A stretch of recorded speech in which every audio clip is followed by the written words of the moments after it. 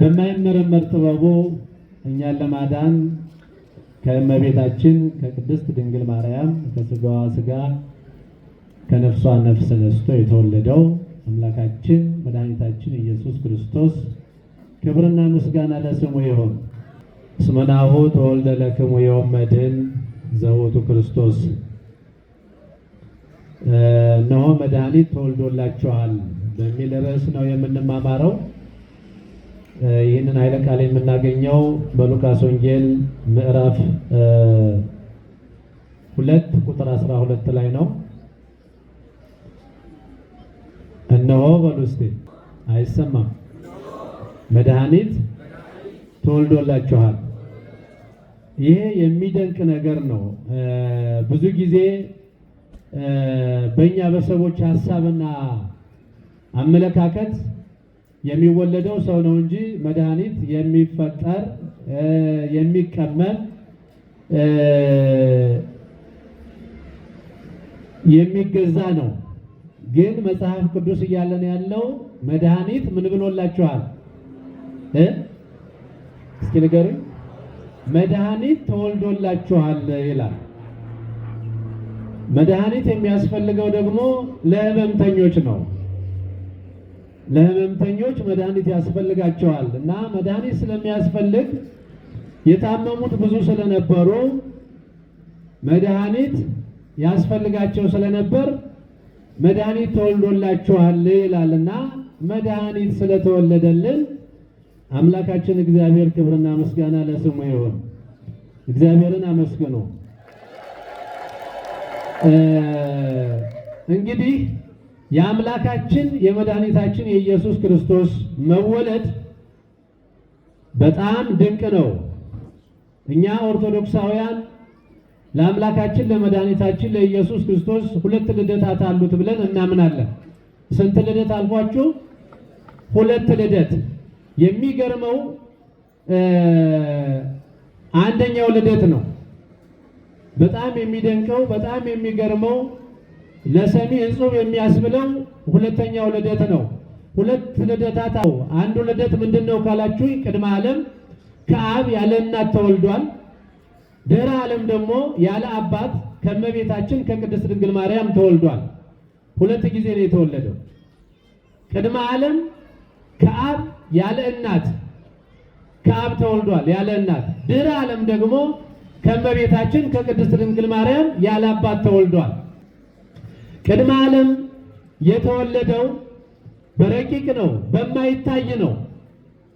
በማይታይ። ድህረ ዓለም የተወለደው በሚታይ ነው። ቅድመ ዓለም የተወለደው በቃል ነው። ድህረ ዓለም የተወለደው ደግሞ በስጋ ነው። ቀድሞ የተወለደው በሰማይ ነው። በኋላ የተወለደው በምድር ነው። ቀድሞ የተወለደው ከእግዚአብሔር በቃል ነው። በኋላ የተወለደው በምድር በተግባር ነው። እነዚህ 2 ልደታት ለሰው ያስገርማሉ። አሁን ቅድመ ዓለም ከአብ የተወለደውን፣ ቅድመ ዓለም በሰማይ የተወለደውን፣ ቅድመ ዓለም በረቂቅ የተወለደውን ሳይሆን ድህረ ዓለም ከእመቤታችን ከቅድስት ድንግል ማርያም በስጋ የተወለደውን አምላካችን መድኃኒታችን ኢየሱስ ክርስቶስን ነው የምናየው። ስለዚህ እሱ ለምን ተወለደ ስንል በጣም የሚገርመው የተወለደበት ቦታ፣ በጣም የሚገርመው የተወለደበት ሀገር፣ በጣም የሚገርመው ደግሞ ከሰማይ መጥቶ ከምድር መወለዱ። ምሁራን ምን ይላሉ? አምላካችን መድኃኒታችን ኢየሱስ ክርስቶስ ዓለምን ከፈጠረበት ጥበቡ ይልቅ ዓለምን ያዳነበት ጥበቡ ይበልጣል ይላሉ። ዓለምን ከፈጠረበት ጥበቡ ዓለምን ያዳነበት ጥበቡ። ዓለምን ሲፈጥር እግዚአብሔር በቃል ነው የፈጠረው። በምንድን ነው አልኳችሁ? በቃል። ከእሁድ ጀምሮ እስከ ሐሙስ ማታ ድረስ በቃል ነው እግዚአብሔር የፈጠረ። 22 ፍጥረታት ፈጥሯል እግዚአብሔር። ከእሁድ ጀምሮ እስከ ሐሙስ ማታ እስከ ዓርብ ማታ ድረስ ስንት ፍጥረታት ፈጥሯል? ንገሩኝ። 22 ፍጥረታት። ከ22 ፍጥረታት 21ዱ ፍጥረታት በቃል ነው የተፈጠሩት። እግዚአብሔር ሰማይ ይሁን ሲል ሰማይ፣ ምድር ይሁን ሲል ምድር፣ ከዋክብት፣ ጨረቃ፣ እጽዋቱ፣ አብርቱ፣ ባህራቱ፣ ሌሎችም ሁሉ የተፈጠሩት እግዚአብሔር ይሁን ሲል ይሆናል። የመጨረሻው ፍጥረት ደግሞ ሰው ነው። ምንድን ነው? ሰው። በመጨረሻ የተፈጠረ ምንድን ነው? ሰው ነው። የሚገርመው ነገር ከዕለተ እሑድ ጀምሮ እስከ ሐሙስ ድረስ የፈጠረው ፍጥረት ለሰው ልጅ የተፈጠረ ፍጥረት ነው። ለማን የተፈጠረ? አልተሰማችሁም?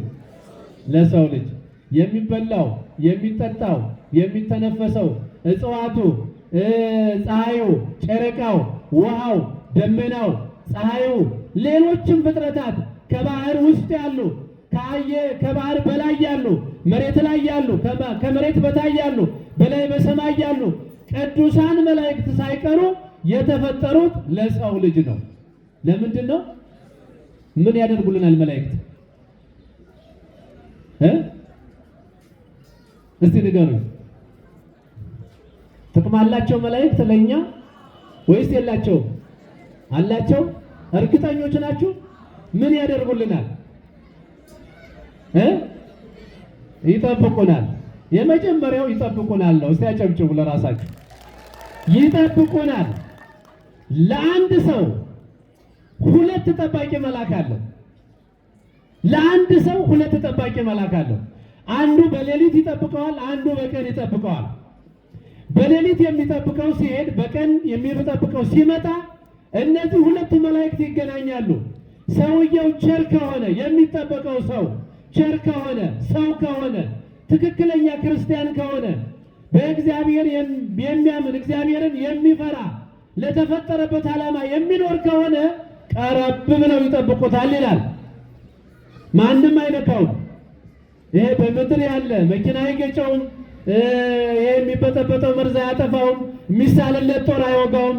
የሚደገምበት ድግምት፣ የሚደረግበት ድርጊት ሁሉ አይነካውም። ማን ስለሚጠብቀው?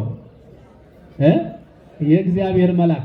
እንዲህ ነው የሚለው መዝሙር 33 ላይ የእግዚአብሔር መልአክ እግዚአብሔርን በሚፈሩ ሰዎች ዙሪያ ይከትማል፣ ይጠብቃቸዋል፣ ያድናቸዋልም ነው የሚለው እና ጠባቂዎች ናቸው። እነዚህ ሁሉ የተፈጠሩት የሰው ልጅ ለመጠበቅ ነውና ለአንድ ሰው ሁለት ጠባቂ መልአክ አለው። መልካም ሰው ከሆነ ቀረብ ብሎ ይጠብቀዋል። ክፉ ሰው ከሆነ ደግሞ ራቅ ብሎ የሚሰራውን ይመዘግብበታል። እና እንዴት ሆኖ አለ ይለዋል ያ መልአኩ። ሌሊት ሲጠብቀው አድሮ ቀን የሚጠብቀው ሲመጣ ሲገናኙ ያ ሰው እንዴት ሆኖ አለ ይለዋል። እየሰማችሁ ነው? ያ ሰው እንዴት ሆኖ አደረ ይለዋል።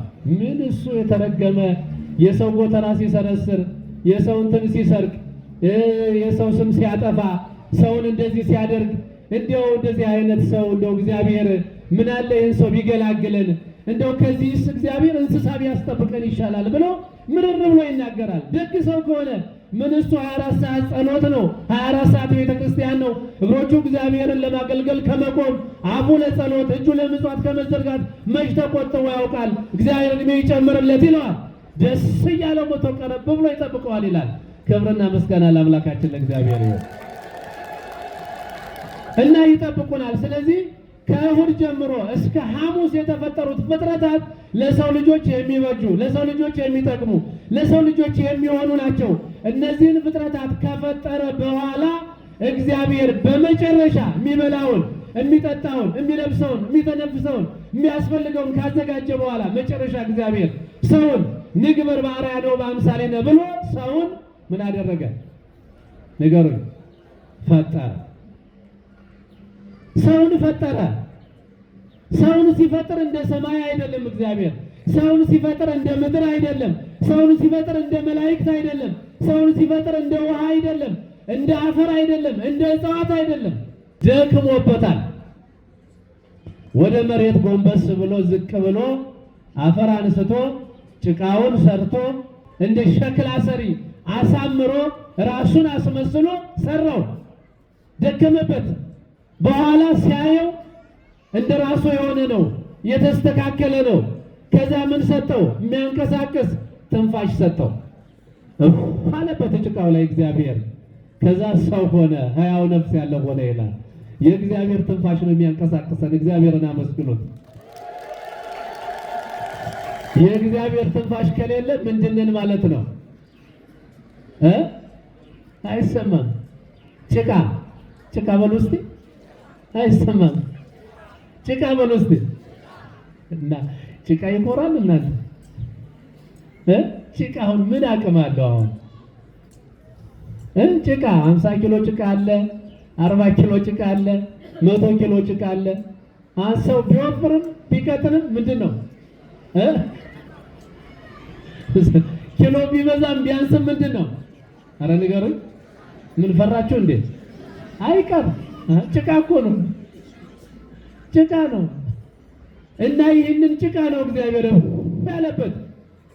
ትንፋሹን ሰጠን፣ አቆመን፣ እንድንንቀሳቀስ ሕያው እንድንሆን አደረገን። ስለዚህ እንደዚህ የደከመበት ሰው አጠፋ። ትእዛዝ ተቀብሎ ነበር ከእግዚአብሔር። አሁን አንተ ባሪያዬ በአምሳሌ ፈጥሬሃለሁ፣ እኔ ቅዱስ ነኝና እናንተም ቅዱሳን ሁኑ ብሎ እነዛን ሰዎች በገነት አልቆ አክብሮ ሁሉን ነገር ሰጥቶ እንደው እንዳይጎልባቸው አድርጎ አልቆ አክብሮ እግዚአብሔር አኖራቸው። እነሱ ግን ዓይናቸው ጎመጀና የታዘዙትን ጥለው ያልታዘዙትን አደረጉ። በዛ ምክንያት ያ እንዳትበላ የተባለው አዳም ሁሉ ተሰጥቶት ይችን ዕፀ በለስ እንዳትበላ ከዚች በበላ ቀን የሞት ሞት ትሞታለህ ብሎት ነበር እግዚአብሔር። ከዛ በኋላ ምንድነው ሁሉ ሰጥቶኝ ይችን እንዴት ይከለክለኛል? እውነት ምንድነው እያለ ሰይጣን እንዲያድርበት፣ ሰይጣን እንዲመክረው፣ ሰይጣን እንዲመጣ ያደረገ ራሱ ነው። ግን ደግሞ እግዚአብሔር እኔ አንድ በጣም የሚገርመኝና የሚደንቀኝ እግዚአብሔር አዳምንና ሔዋንን ፈጥሮ በሰማይ ያለውን በምድርም ያለውን እነሆ ፍጥረታትን ሁሉ ግዙ፣ አራዊትን ሁሉ እንደውም ለአራዊት ስም ያወጣው አዳም ነው። ግዙ፣ ንዱ፣ ብሉ፣ ጠጡ፣ ይችን ብቻ ጠብቁ ብሎ ሲነግረው ሰይጣን የቱን እንደሰማ ይገርመኛል። ይህንን ለአዳም ሲነግረው ሰይጣን የት ነበር? እዛ ገነት ውስጥ ነበር። ሰይጣን ተባሯል እኮ። እና መጀመሪያ አዳምን የሰበከው መመሪያ የሰጠው ትእዛዝ ያስተላለፈለት እግዚአብሔር ነው። ማን ነው አልኳችሁ? እግዚአብሔር ነው። እግዚአብሔር ነግሮት ከሄደ በኋላ ደግሞ ሰይጣን መጣ። እግዚአብሔር ይችን እኮ እንዳትበላ ከለከለ ዓይንህ ስለሚገለጥ እንደሱ አምላክ ስለምትሆን ነው፣ ይችን ብትበላ አምላክ ትሆናለህ አለ። በሁለተኛው ማን ሰበከው? ኧረ በማርያም ንገሩኝ። መጀመሪያ ማን ሰበከው? ሁለተኛ ማን ሰበከው? አዳም የማንን ሰማ? እናንተ የትኛው ይሻላችኋል? የማንን ስብከት ብትሰሙ ይሻላችኋል? እዚህ የሚሰብከው እግዚአብሔር ነው። ከዚህ ስትወጡ ደግሞ ሌላ ሰባኪ አለ። ተሰማላችሁ? አትሰሙ? ሰምታችሁ አታውቁ? ያ ሰይጣን ነው። በቃ ከእግዚአብሔር ከነገረ ቀጥሎ የሚመጣው ሰይጣን ነው። እና እንዲህ ብሎ ሲሰብከው እንዲህ ነው እንዲህ ያለና አዳም የተጠቀመው ለመልካም ነው። ሰይጣን የሰበከው ለክፉ ነው። ሰይጣን የሰበከው ይሄንን ሰው አትብላ ያለውን ዕፀ በለስ አስበልቼ ከአምላኩ ከእግዚአብሔር ለይቼ ኃጢአት አሰርቼ ከገነት አስወጥቼ ስጋውን በመቃብር አፍርሼ አበስብሼ ነፍሱን በሲኦል ተቆራኝቼ እኖራለሁ ብሎ ነው ሰይጣን ያሰበው።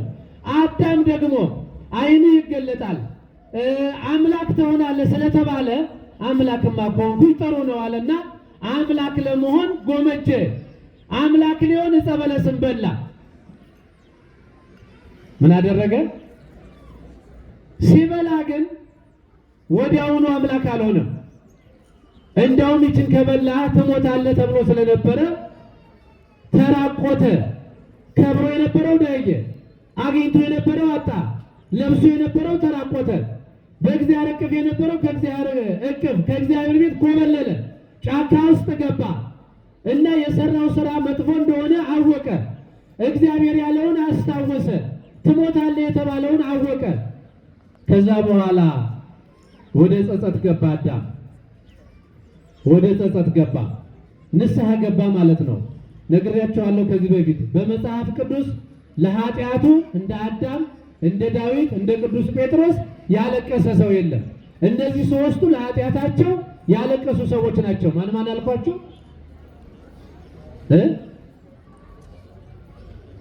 አዳም፣ ዳዊት እንዴት እንኳን ያዟቸው እስቲ።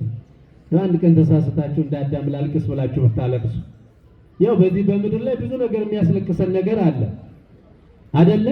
ብዙ የሚያስለቅሰን ነገር አለ። አሁን ሞባይል ስንሰረቅ እናለቅሳለን፣ ብር ሲጠፋን እናለቅሳለን፣ ስራ ስናጣ እናለቅሳለን፣ ከሰው ጋር ስንጋጭ እናለቅሳለን፣ ያሰብነው ነገር ሳይሳካ ሲቀር እናለቅሳለን፣ አባት እናት ሲሞት እናለቅሳለን፣ እህት ወንድም ሲሞት እናለቅሳለን። እንደ በጣም ውስጣችንን ነክቶን የሚያስለቅሰን ብዙ ነገር አለ፣ ብዙ ነገር አለ። ግን ይሄኛው ልቅሶ እዚሁ ቀሪ ነው፣ የሚቆጠር ልቅሶ አይደለም። የሚቆጠረው ልቅሶ ሰው ኃጢአት ሰርቶ በደል ፈጽሞ እግዚአብሔርን አስቀይሞ እምነቱን ክዶ አምላኬን እግዚአብሔርን ካድኩኝ፣ አምላኬን እግዚአብሔርን አስቀየምኩኝ፣ ሕጉን ጣስኩኝ፣ ትእዛዙን አፈረስኩኝ፣ በመንገዱ ሳልሄድ ቀረሁ ብሎ ተጸጽቶ ንስሐ የሚገባ ሰው የሚያለቅስ ሰው እሱ ነው በእግዚአብሔር ዘንድ ዋጋ የሚያገኘው፣ ወደ መንግስተ ሰማያት የሚያስገባው ይሄንን አስቦ ለሚያለቅስ ሰው ነው። ስለዚህ እነዚህ ሶስት ሰዎች ኃጢአታቸው ያለቀሱ፣ ያነቡ፣ የተጸጸቱ ሰዎች ናቸው።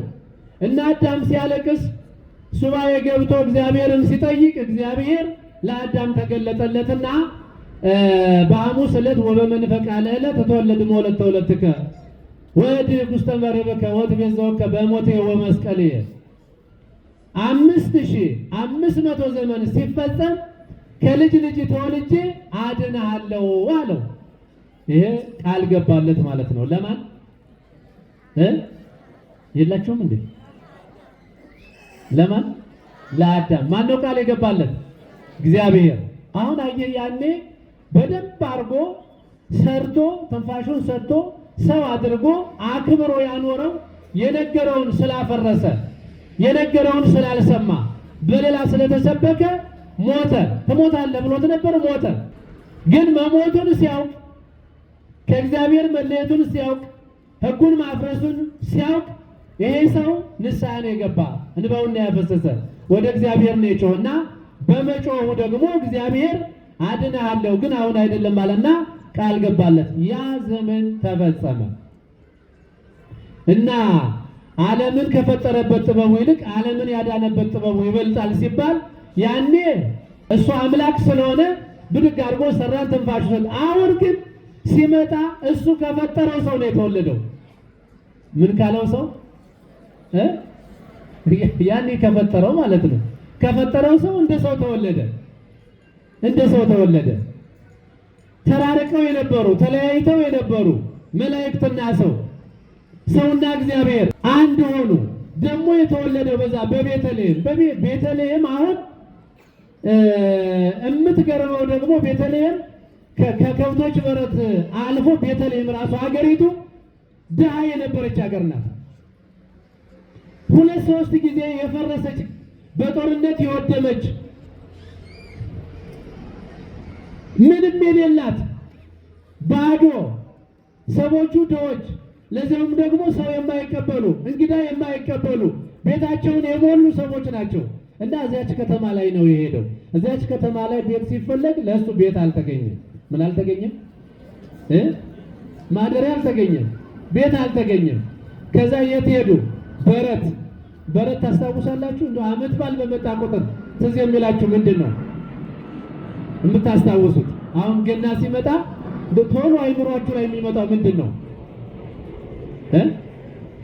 አይሰማም? አይ ዳቦ ነው? ልብስ? አሁን ሰው በየዓመቱ ልብስ የሚገዛ ሰው አለ። እንደው እድላም ነው የሚባለው ይሄ። በየዓመቱ ልብስ የሚገዛ ሰው ምንድን ነው የሚባለው? ሀብታም ነው የሚባለው። አንድ ሰው እድሜ ልኩን የሚለብሰው ልብስ የለውም። ያችኑ እያጠበ ይለብሳል። እሱ ደግሞ በየዓመቱ በየዓመቱ አይደለም። አንዳንድ ሰዎች ለገና ለብቻው ነው የሚያሰፉ፣ ለጥምቀት ለብቻው ነው የሚያሰፉ፣ ለትንሣኤ ለብቻው ነው የሚያሰፉ። ካለ ምን አለ። ግን ልደት ሲመጣ ማን ነው ማስታወስ ያለብን? ንገሩኝ እንጂ።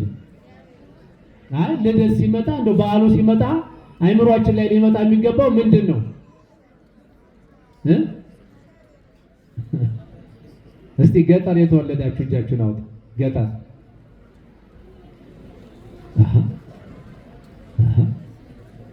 እንዳለ ገጠሬ ነው። እስቲ እሺ ጥሩ ነው። የከብት በረት የጠረጋችሁ እንዳለ ማርያም እንዳለ ነው። እዛ ላይ እኮ ነው የተወለደው ክርስቶስ። እዛ አሁን አንተ አዲስ አበባ መጥተሃል፣ አዲስ አበባ መጥተሻል።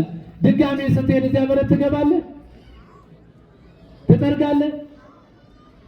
አቷሽ እንዴ ዳሩም አትደርስም። በተለይ ክረምት አካባቢ እንዴ በበጋ ችግር የለም፣ ያው ትንሽ ደረቅ ስለሆነ ምንም ላይሰማ ይችላል።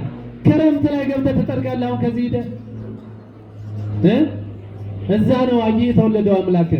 ለምን እዛ ተወለደ ካልክ አንተን ሊያድን ስለሚወድህ፣ አንቺን ሊያድን ስለሚወድሽ፣ እኔን ሊያድን ስለሚወደኝ ዝቅ ብሎ ከሰማይ እግዚአብሔርን መሆን ማን ይጠላል?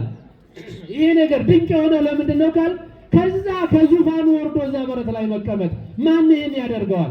እግዚአብሔርን ተው። አንድ ባለጸጋ አንድ ባለስልጣን እዛ ገጠር ሲሄድ በረት አካባቢ ይሄዳል።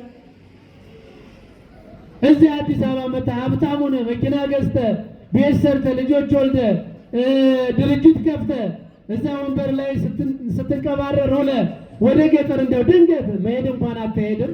እግር ጥሎ ብትሄድ ቤተሰቦችን ቢናፍቁና ማየት ብትፈልግ ብትሄድ ያችን በረት ትረግጣታለህ። እንኳን መጥረጉን ተወው። ኧረ ሽታው ነው የምትል። ኧረ እንዴት ነው ትረሳዋለህ። እንደው አየህ ያን አምላክ ለእኛ ዝቅ ማለቱን እንድናስታውስ ነው እዛ የተወለደው። እዛ መገኘቱ አይደለም፣ በረት መገኘቱ አይደለም፣ ከልዑል ዙፋን ወርዶ እዛ ቦታ ላይ መገኘቱ ለእኛ ምን ያህል ጥልቅ ፍቅር እንዳለው ለማሳወቅ ነው። እና ከእመቤታችን ከቅድስት ድንግል ማርያም እዛ በረት ላይ ተወለደ። ሰዎች ማደሪያ የለንም ሲሉ ቤት ሲከለክሉ እዛ በረት ላይ በብርድ ወራት፣ አሁን ይሄ ወራት ያው የብርድ ወራት ነው ታውቃላችሁ። እና ልብስ የለም፣ ቅጠል ነው የተጠቀለለው፣ በቅጠል ነው የተጠቀለለው። በምን አልኳችሁ? በቅጠል በበለስ ቅጠል። ለምንድን ነው በበለስ ቅጠል የተሸፈነው? በለስ በልተን ነበር የተራቆት ነው። ያንን ዕዳ ለመክፈል እንደመጣ ለማሳወቅ ያችን የበለስ ቅጠል እናቷ ለበሰችው ይላል። እንስሳት ግን ትንፋሻቸውን ገበሩለት ይላል። ምን ገበሩለት? ትንፋሻቸውን ገበሩለት። ላሞች አሞቁት።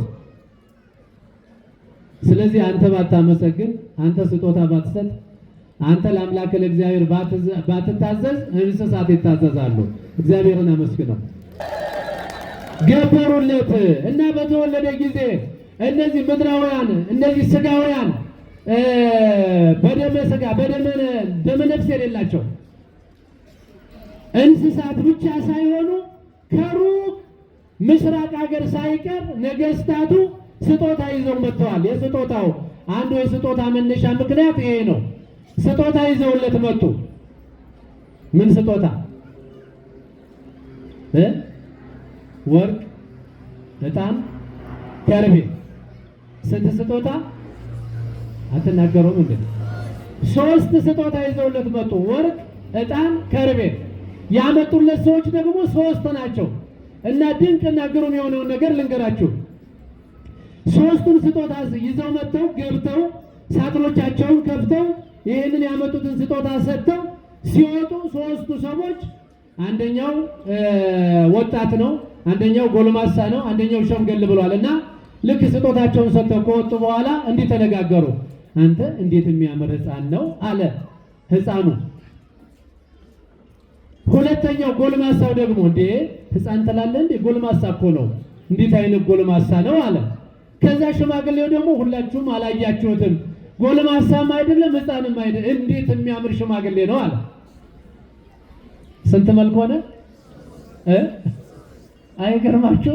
3 መልክ በእድሜያቸው ነው የተገለጸላቸው። ሕፃኑ እኮ ነው። እንደገና አይ አላየሁም ተባባሉ። እነሱ ያዩት በተገለጠላቸው መጠን ነው። ከዛ ከተነጋገሩ በኋላ አይ እንደገና ማየት አለብን አሉ። 2ኛ ተመለሱ። ለሽማግሌው በሽማግሌ የታየው በሕፃን የታየው በሽማግሌ፣ በጎልማሳ የታየው በሕፃን። እንደገና ደግሞ ተዘዋውሮ አዩት። ለራሳቸው አደነቁና ተገርመው ወጡ። ልክ ውጭ ላይ ሲደርሱ አሁንስ አመንክ አለ አንዱ። ሲል አይ የለም የኔ ነው ትክክል አለ ሽማግሌው። በሕፃን ያየው ደግሞ በሽማግሌ፣ በጎልማሳ ያየው ደግሞ በሕፃን የለም አሉ። እንደገና ሶስተኛ ገቡ። ስንት መልክ ደረሳቸው? ስንት ጊዜ ገቡ? ሶስት ጊዜ። ስንት መልክ ደረሳቸው? ሶስት። ስንት ስጦታ አመጡ? ሥላሴ ስንት ናቸው? አይገርምም? እግዚአብሔር እያንዳንዱ ምሳሌ አለው። ሶስት መልክ ደረሳቸው እና እንደዚህ ሰዎች ስጦታ ይዘው መጥተው መልኩን አይተው ተገርመው ተደንቀው ነው የሄዱ እና ከፈጠረው ሰው ተወልዶ ዓለምን እንደገና ሁለተኛ የራሱ አደረገ። ስለዚህ እግዚአብሔር ለሁለተኛ ጊዜ በደሙ ገዝቶናልኛ።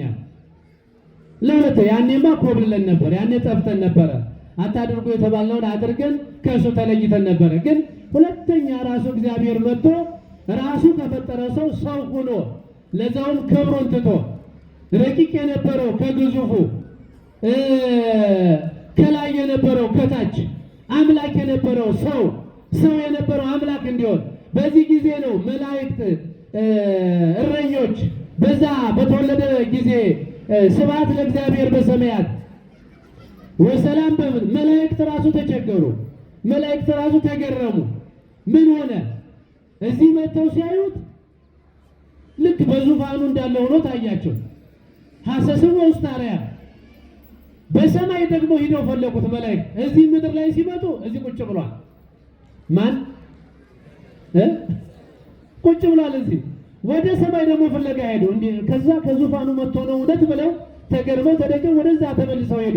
በሰማይ ሲሄዱ ደግሞ በአባቱ ቀኝ ቁጭ ብሏል። እዛ ወረከበው ምስለ አቡሁ ወበየረከበው እዚያ ደግሞ ቁጭ ብሎ ከአባቱ አደነቁ ይላል። ተገረሙ እና በዚህ ጊዜ ስብሐት ለእግዚአብሔር በሰማያት ወሰላም በምድር ስምረቱ ለሰብእ አሉ። ለሰው ለእግዚአብሔር በሰማያት ምስጋና ይሁን በምድርም ሰላም ይሁን አሉ። ሰላም ጠፍቶ ነበረ፣ መድኃኒት ጠፍቶ ነበረ፣ ችግር ነበረ። ሰው በጽድቁ አይጸድቅም ነበር፣ በስራው አይጸድቅም ነበረ። በመልካምነቱ ወደ መንግሥተ ሰማያት አይገባም ነበረ፣ ተዘግቶበት ነበረ።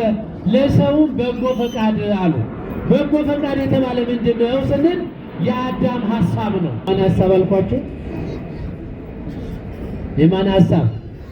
ምን አሰበ አዳም? ምን ተመኘ? አይሰማም። አምላክ መሆን አስቦ አይደል ቅጠል የበላ? አይደለም እንዴ?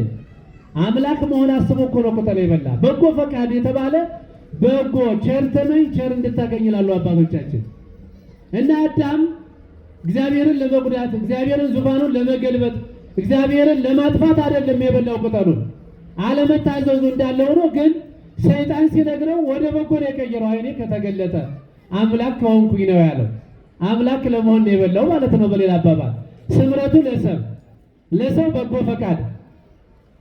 ስለዚህ መልካም ምኞት ስለነበረው ለጊዜው የሰይጣን ሐሳብ ተፈጸመ።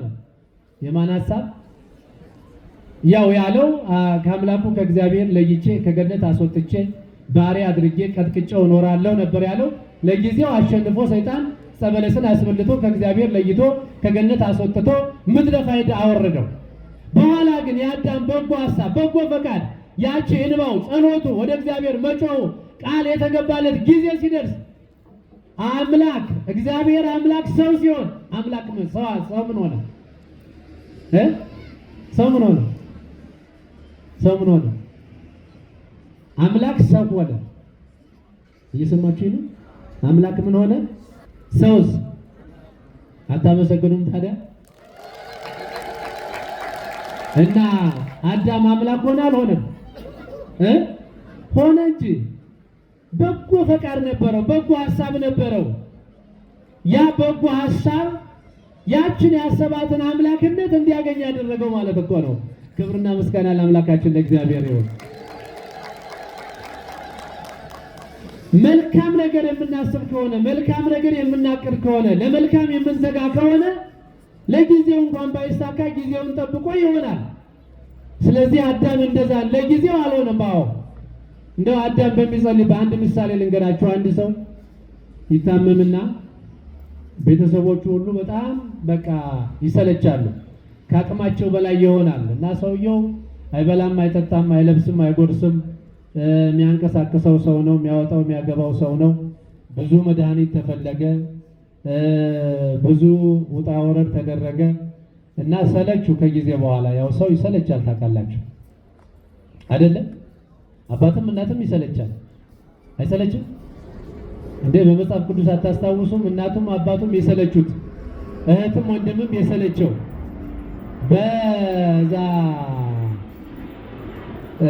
በጸበል ቦታ ወድቆ አንድ ቀን እፈወሳለሁ ብሎ 38 ዓመት የተኛ በሽተኛ እናትና አባቱ ያወጡለት ስም ጠፍቶ በሽተኛ የሚል ስም የተሰጠው። መጻጉ ማለት በሽተኛ ማለት ነው።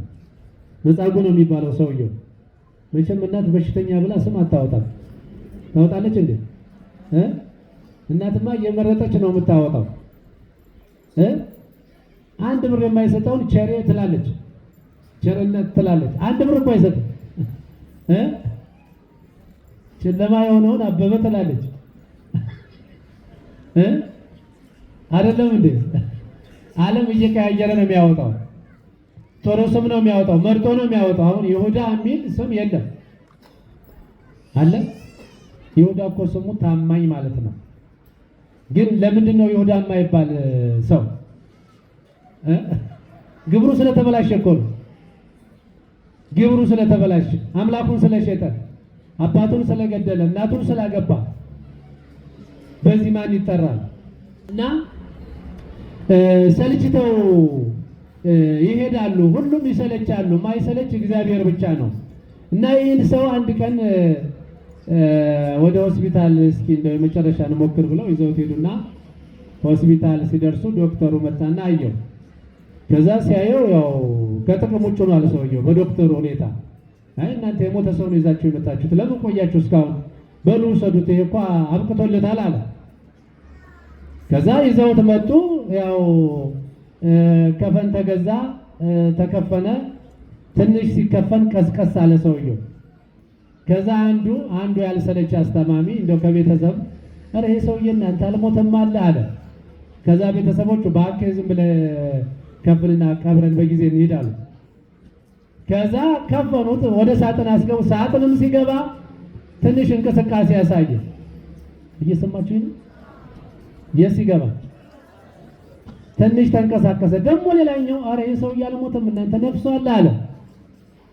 አረ ዝም ብለህ አስገባማ ሰው አታጉላላ፣ ቶሎ ቀብረን እንመለስ አለ። ሌላው ይዘው ሄዶ እዛ መቃብር ውስጥ ሲያስገቡት ተንቀሳቀሰ።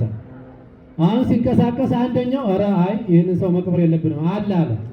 ከዛ ዝም ብለህ ቅበር እባክህ ሲል አረ አለሁ አለ ሰውዬው። በመጨረሻ ላይ ማለት ነው ምን አለ? አረ አለሁ አልሞትኩም አለ። ከዛ በጣም በቅርብ ሲያስታምመው የነበረው አንዱ ምን አለ? እባክህ ዝም ብለህ ተቀበር፣ ከዶክተሩ አንተ ልታውቅ ነው አለ። ለእኛ በሽታ ዶክተር ነው የሚያውቅልን፣ እኛ ነን የምናውቀው። ምሳሌ ነው ይኸውላችሁ። በአዳም በሰይጣን ቤት አዳምን ገሎታል። ሰይጣን አዳምን ገሎታል። ምን አድርጎታል? ገሎታል። ምክንያቱም ከእግዚአብሔር ለይቼ ከገነት አስወጥቼ ስጋውን በመቃብር አፍርሼ አበስብሼ ነፍሱን በሲኦል ተቆራኝቼ እኖራለሁ ማለት በእሱ ቤት ዕፀ በለስ ማስበላት መግደል ነው። አዳም ደግሞ ነቃና ወዲያውኑ ወደ ጸሎት ሄደ፣ ወደ ልመና ሄደ፣ ወደ ንስሐ ሄደ እና አልሞትኩም እንደማለት ንስሐ መግባት ማለት ነው። ምን ማለት ነው?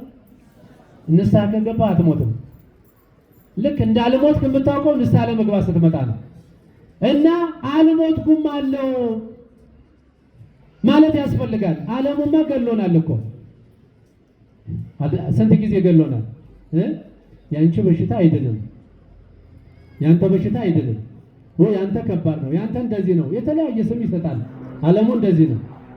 እንደ ዶክተር ስላችሁ በቁሙ ዶክተሩን ወስዳችሁ ዶክተር እንዳታሉ ዓለሙን ነው የምላችሁ እኔ። እንደዛ የሚሉም አሉ። አሁን አንዳንድ ደግሞ አሉ ዶክተሮችም እንደማይተርፍ እያወቁ ደግሞ ገንዘቡን አስጨርሰው የሚልኩም አሉ። ካላችሁም ስሙ። አታድርጉ እንደዚህ። ጥበቡን የሰጣችሁ እውቀቱን የሰጣችሁ እግዚአብሔር ነው። ከቻላችሁ መርዳት ነው፣ ካልቻላችሁ ደግሞ አብቅቶልሃል አይባልም። ይባላል። በሽታው ከመግደሉ በፊት ዶክተሩ ገደለ ማለት እኮ ነው። ተስፋ አስቆረጠ ማለት ሞትክ ማለት ነው። ስለዚህ ቀድሞ እንደዚህ አይባልምና ልክ አዳም አለው አልሞትኩም ያለው የአዳም ምሳሌ ነው። አዳም ሰይጣን ቢገድለውም እሱ ለበጎ ስላደረገው አለው አለ። አለው ማለቱ ደግሞ ንስሐ መግባቱ ነው፣ እንባውን ማፍሰሱ ነው፣ ወደ እግዚአብሔር መጮሁ ነው። በዛ ምክንያት አምላካችን እግዚአብሔር ወደዚህ ምድር መጥቶ ጊዜው ሲደርስ ከፈጠረው ፍጥረት ከሰው መላእክት እኮ ቢበድሉ እንደ መላእክት አልሆነም። ለመላእክት አልሞተም እግዚአብሔር። የሞተው ለማን ነው?